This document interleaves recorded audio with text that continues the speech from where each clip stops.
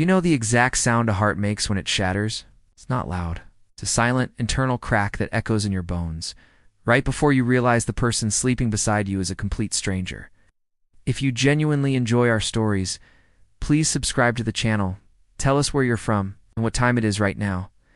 It's always fascinating to know how far our story flows. It was just after 2 a.m. The blue light from the Chicago skyline filtered through our bedroom window, painting everything in shades of gray. I'd woken up thirsty.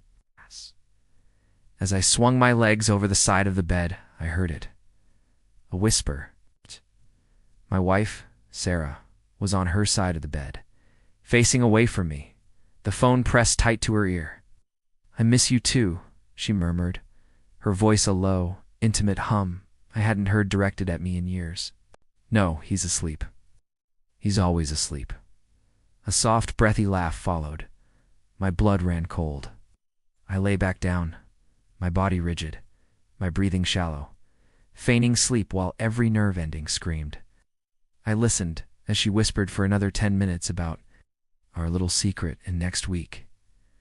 When she finally hung up, she rolled over, sighing contentedly, and draped an arm over my chest. The casual intimacy of it felt like a brand on my skin. I didn't move a muscle until the sun came up. That night was the beginning of the end. In the weeks that followed, I became a detective in my own home, a ghost haunting the ruins of my marriage. Sarah was different. There was a new light in her eyes, a spring in her step, but none of it was for me. She was always on her phone, smiling at screens, her thumbs flying across the keyboard. When I'd walk into the room, she'd snap the phone shut, the smile vanishing. Just a group chat with the girls from work, she'd say, her tone clipped. The phone became her shield, password protected, and always within arm's reach. She started working late. Client dinners, she called them. They were always at trendy new restaurants downtown, places we used to talk about trying together. I once asked her how the new Italian place on Rush Street was. She froze, her fork halfway to her mouth. "Oh, it was fine," she stammered. "A little overrated, actually." The next day, I found a credit card receipt in her coat pocket. It was from a steakhouse on the other side of the city, not an Italian restaurant. The total was for 2 people. Her coldness was the worst part. It wasn't just the lies. It was the contempt that dripped from her every word. My touch became an annoyance. My questions were an interrogation. One evening, I tried to hug her as she came through the door. She flinched, pulling away as if I were diseased. "I've had a long day, Mike. I just need space," she said, her voice flat. She walked past me, leaving me standing alone in the hallway of the home we'd built together. That night, I followed a gut feeling. I checked our shared tablet, which was still logged into her messaging app, and there it was. A thread of messages with a man named David, months of them. Pictures, plans, declarations of love. They talked about me. They called me the ball and chain, the roommate. They laughed about how clueless I was. I read about their first time in a hotel room I'd paid for with my last bonus. I read about their plans for a future together. Once she'd figured out how to leave me without getting fleeced, I stumbled back to the bathroom and stared at myself in the mirror. I didn't recognize the man looking back at me. His eyes were hollow, his face pale and gaunt. All the love, the trust, the 10 years of shared memories, it was all a lie. I sank to the floor, the cold tile a shock to my system, and I finally broke. A raw, guttural sob ripped from my throat, a sound of pure agony. I cried until my chest ached and my eyes were swollen shut. I cried for the man I was, for the wife I thought I had, for the future that had just been stolen from me. When the tears finally stopped, something inside me hardened. The grief was still there, a cold, heavy stone in my gut, but it was now mixed with something else. A quiet, methodical rage. She thought I was clueless. She thought I was just a roommate to be discarded. Fine. I would play my part. But the game was about to change.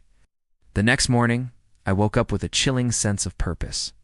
I went to work, smiled at my colleagues, and acted as if my world hadn't crumbled. My mind was a whirlwind of strategy. I started gathering evidence. I took screenshots of every single message. I downloaded the credit card statements highlighting every suspicious charge. I installed a tiny, discreet audio recorder in her car. The things I heard, they made the texts seem tame. I listened to her and David laugh about my naivety, plan their weekend getaways while I was on business trips, discuss how to best manipulate me into giving her the house and the divorce.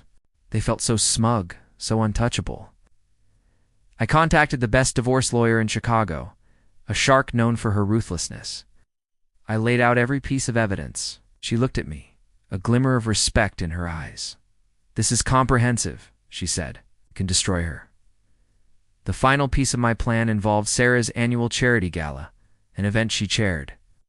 It was her crowning social achievement, attended by her colleagues, our friends, and her family. She'd been planning it for months. It was her night to shine. 2 days before the event, I drained half of our joint savings account, transferring it to a new account in my name only, just as my lawyer advised. The night of the gala, I played the part of the devoted husband perfectly. I wore my best suit, smiled, I mingled. Sarah was radiant, soaking in the attention, David hovering nearby like a proud puppy. During her big speech, as she stood at the podium thanking everyone for their generosity, I made my move. I had arranged for a large screen behind her to showcase highlights of the charity's work. At the perfect moment, she paused for applause. The screen flickered. It didn't show children's smiling faces. It showed screenshots of her messages with David. It showed the hotel receipts. It showed transcripts from the audio recorder, her own voice damning her. A collective gasp swept through the ballroom. The silence that followed was deafening. I watched Sarah's face. The color drained from it, replaced by a mask of pure horror. Her eyes darted around the room, landing on shocked faces, her boss, her parents, her friends. Then her eyes found mine, across the room. They were filled with disbelief, then hatred. I just stood there, my expression blank, and gave her a slow, deliberate nod. She stumbled away from the podium, her social world collapsing around her in real time. David had already vanished. Her parents looked at her with shame. Her boss just shook his head. I didn't stick around to watch the fallout. I walked out of the ballroom, into the cool Chicago night, and didn't look back. The divorce was swift and brutal. She got nothing. She lost her job, her friends, her reputation. The last I heard, she had moved to a small apartment out in the suburbs, alone. Sometimes late at night, I sit in the quiet of my now empty house, the one she wanted so badly. I don't feel triumph. I don't feel joy. I just feel quiet. The silence in this house is a heavy blanket.